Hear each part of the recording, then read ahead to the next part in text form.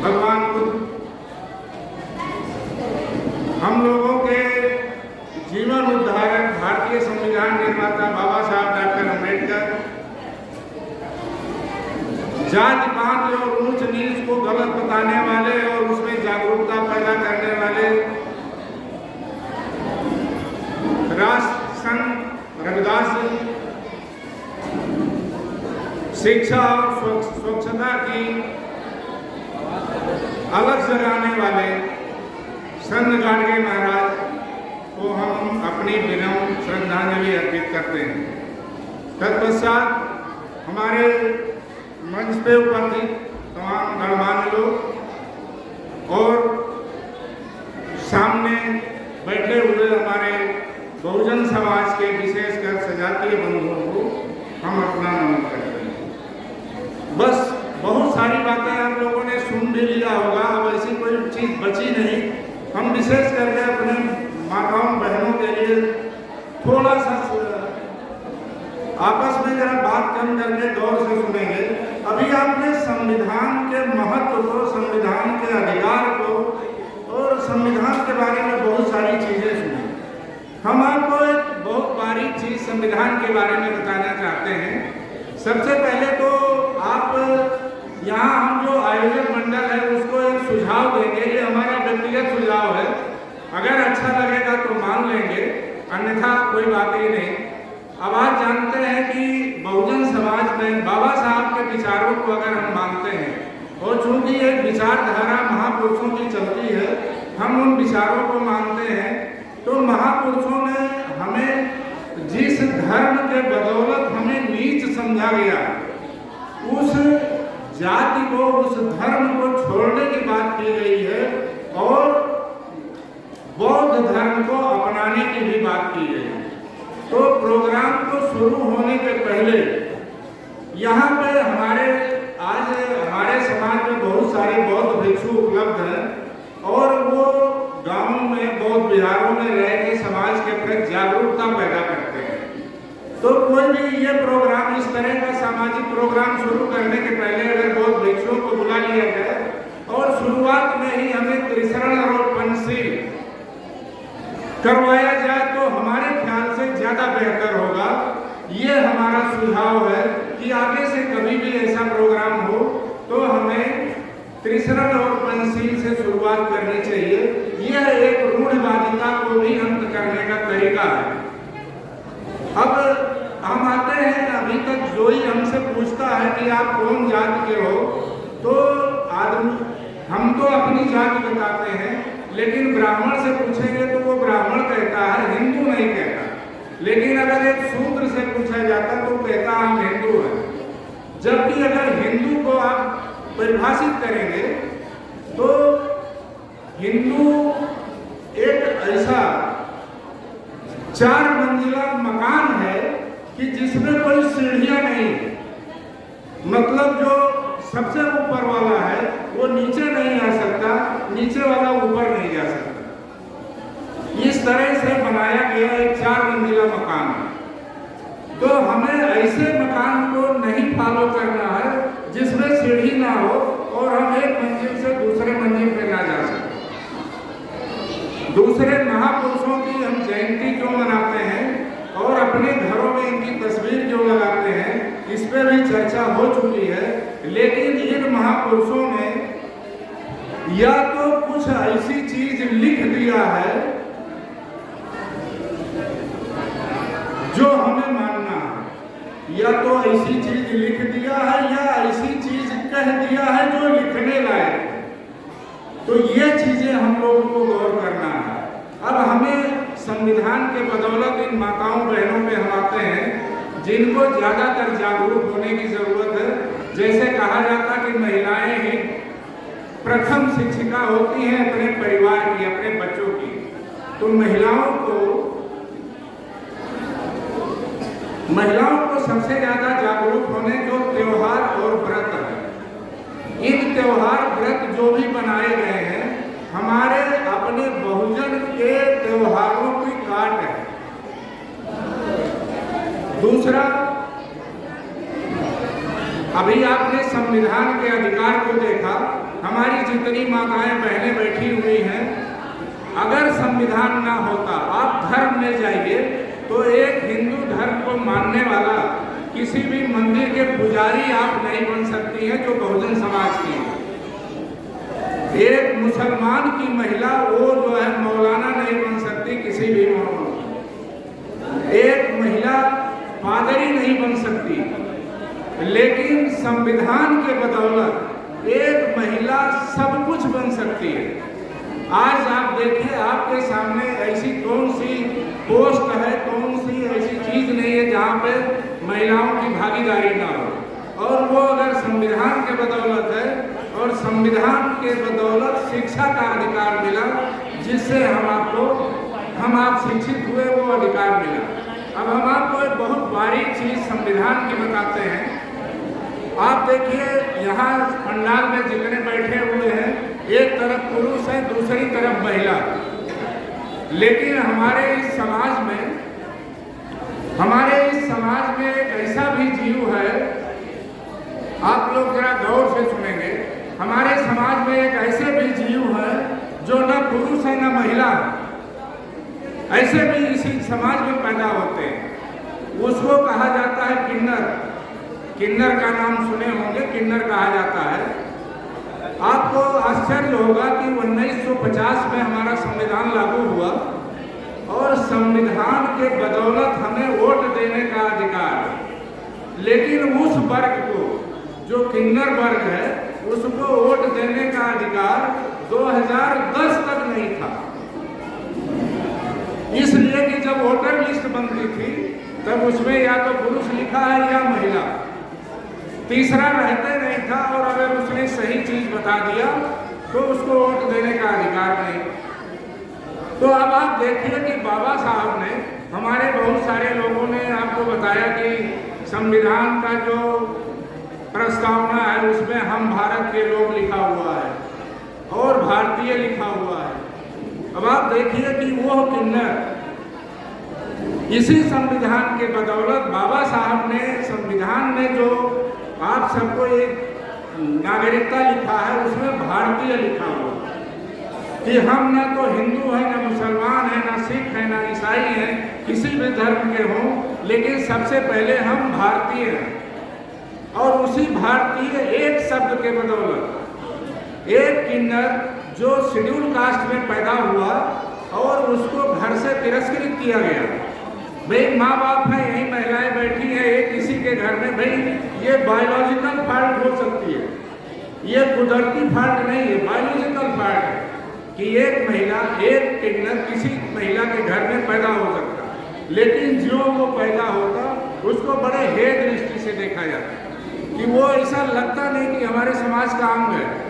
उसको बिल्कुल एकदम किनारे कर दिया जाता, जाके वो अपनी फिर कम्युनिटी को ढूंढता है, अपनी कम्युनिटी को ढूंढता, किसी तरह से उसको भी 2 रोटी चाहिए, कपड़े चाहिए, पहनने के लिए चाहिए, जो जरूरतें हम आप सबकी हैं। लेकिन उसी में से एक ने पढ़ाई किया, अपने ग्रुप में जा करके धर्म भी बदला। तो जब हिंदू धर्म में आया तो भी सम्मान नहीं, वहाँ जात पूछी गई। फिर मुस्लिम में भी गया, वहाँ भी सम्मान नहीं मिला। फिर एक शेड्यूल कास्ट होने को सम्मान नहीं मिला। पढ़ लिख के उसने उसी एक भारतीय शब्द के बदौलत हाई कोर्ट में केस किया कि हम इस देश के नागरिक हैं और हम भारतीय हैं, हमको वोट देने का राइट क्यों नहीं। हाई कोर्ट ने आदेश किया कि इसको एक ट्रांसजेंडर शब्द यूज किया हाई कोर्ट ने, और उसी ट्रांसजेंडर शब्द के बदौलत आप देखिए तो गोरखपुर उदाहरण है कि जिसमें पहली किन्नर जो है मेयर चुनी गई। सिर्फ कैसे? बाबा साहब के दिए गए संविधान के बदौलत, जिसमें एक शब्द जुड़ गया था भारतीय। उसने कहा हम यहीं पैदा हुए हैं भारत में और हम भारतीय हैं, हमको अधिकार चाहिए। आज भी देखिए तो ट्रांसजेंडर को वोट देने का अधिकार मिल गया। यह है हमारे संविधान की ताकत। अब आप सोचिए, इन्हीं संविधान के बदौलत हमारी ये महिलाएं, आज हमारी बहन बेटियां कितने ऊंचे ऊंचे पदों पे पहुंच रही हैं और जब तक ये संविधान नहीं था, पढ़ाई लिखाई का, शिक्षा का अधिकार नहीं था, तब तक खाली चूल्हा चौकी में और दुनिया भर की अपमान झेलती रहती थी। तो अब आप सोचिए, कल्पना करिए कि जिस संविधान के बदौलत आपको ये अधिकार मिला, वह संविधान जो मूल संविधान है हमारे संसद भवन में रखा हुआ है, अगर वो संविधान वहां से हटा करके और पहले वाली व्यवस्था वाली किताब रख दी जाए तो आपकी क्या दशा होगी। अब आप दूसरी चीज देखिए कि हम आप उस संविधान के अधिकार को ज्यादा नहीं समझ पाते, लेकिन हिंदू धर्म के मानने वाले बहुत से साधु साध्वी और उस सब मंदिरों को छोड़ के विधायक, सांसद और मंत्री बन रहे हैं। अगर इस संविधान में ताकत ना होती, मंदिरों में ताकत होती, तो शायद आज वो संविधान के बदौलत कुछ में नहीं आ रहे। तो बहुत सारी चीजें आपने सुन भी लिया। दूसरे रूढ़वादिता हमारी क्यों नहीं जा रही है। आज भी बहुत सारे पुरुष बैठे हैं, हम हाथों में देखते हैं कि गुलामी का धागा जरूर बांधे रहते हैं। बाबा साहब या हमारे संत गाडगे महाराज या रविदास जी ने कहीं ये नहीं कहा कि हाथ में धागा बांधो। तो अपनी गुलामी की जंजीर को आप खुद ही बांधे घूम रहे हैं। और हिंदू धर्म क्या है कि वो जिसने भी यह जात बनाई या जिसने भी धर्म बनाया, वो हम लोगों के लिए कितना उपयोगी है, आप लोग जब तक पढ़ेंगे नहीं तब तक उसके बारे में दो घंटे में या यहाँ 4 घंटे का प्रोग्राम करके, 10 मिनट का प्रोग्राम करके, 5 मिनट का प्रोग्राम करके हम नहीं बता सकते। अभी हम आपको एक उदाहरण बताएं कि सितंबर 2022 के पेपर में एक क्लास निकला था जो सेंट्रल गवर्नमेंट सेंट्रल गवर्नमेंट के तरफ से 1,72,000 पुजारियों का चयन किया गया था, जो सरकार, केंद्रीय सरकार उनको ट्रेनिंग देगी और जो संविधान के बदौलत धीरे धीरे लुप्त होता जा रहा है, उन्हीं पुजारियों के बदौलत वो सनातन धर्म को लाने की जो बात हो रही है कि हमें पुजारी सरकारी के बदौलत। आप लोगों ने समाजवाद क्या है, सनातन धर्म से चलेगा, राम राज्य से चलेगा, बहुत सारी चीजों को आप लोगों ने सुना भी होगा।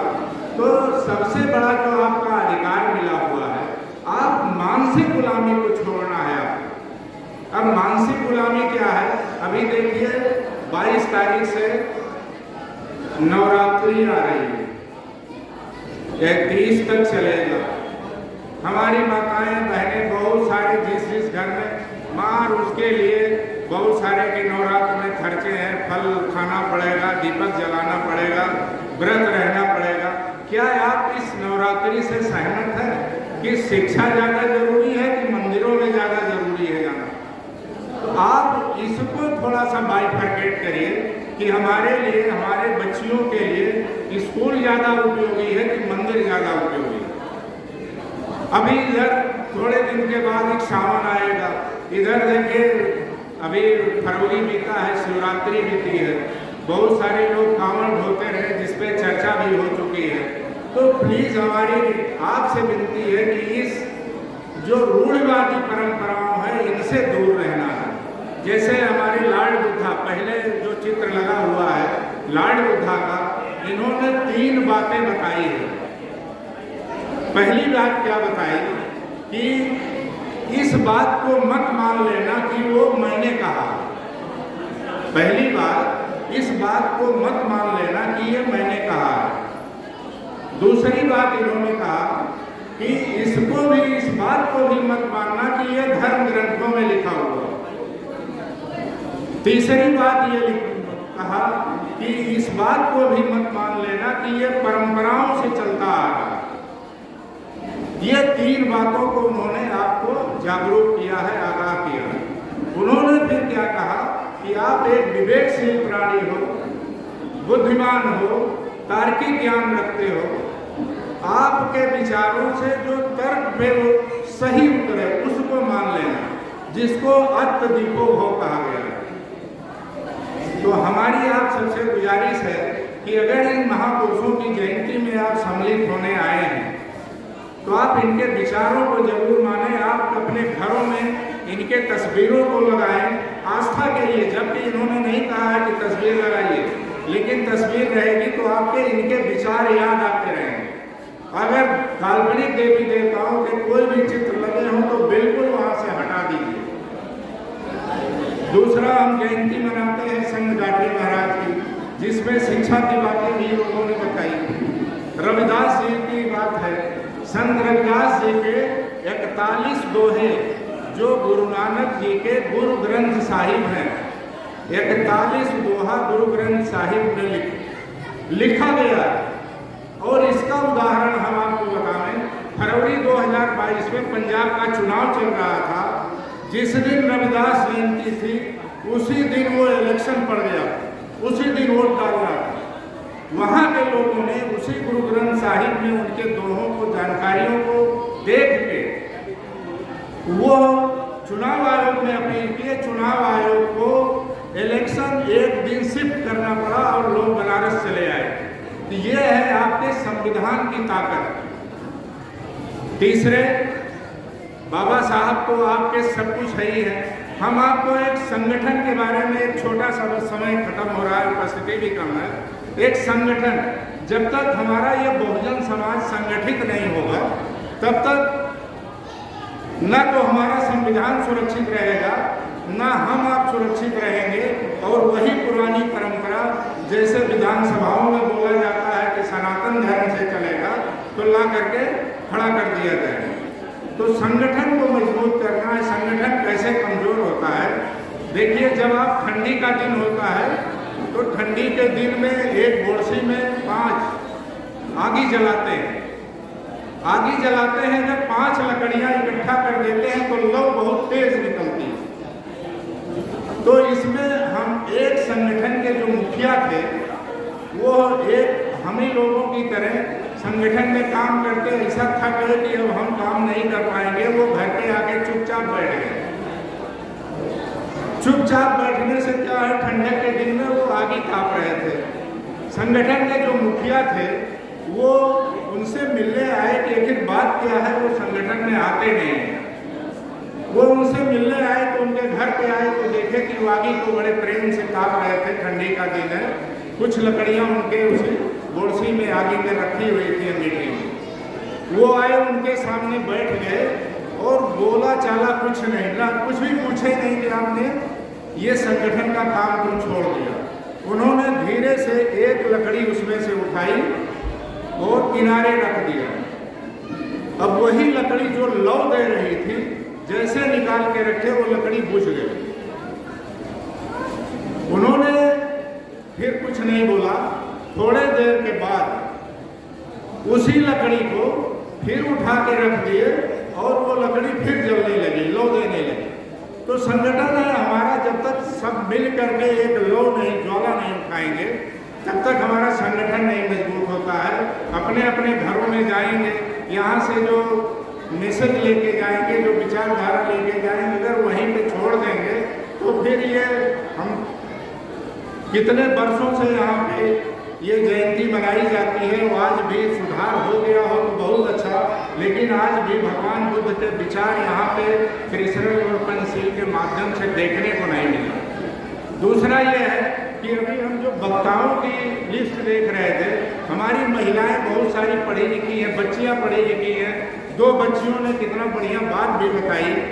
तो इनको हम मुख्य अतिथि, मुख्य वक्ता ये सब में क्यों नहीं शामिल कर सकते? इनका मैसेज ज़्यादा जरूरी होता। बच्चियों ने भी मैसेज दिया हुआ है, तो आप प्लीज रूढ़वादियों से थोड़ा हट के रहिए। लॉर्ड बुद्धा के विचारों को पढ़ेंगे, आपको धीरे धीरे अपने आप को अंधविश्वास पता चल जाएगा और आप दूर मानेंगे। इन्हीं शब्दों के साथ हम अपने विचार को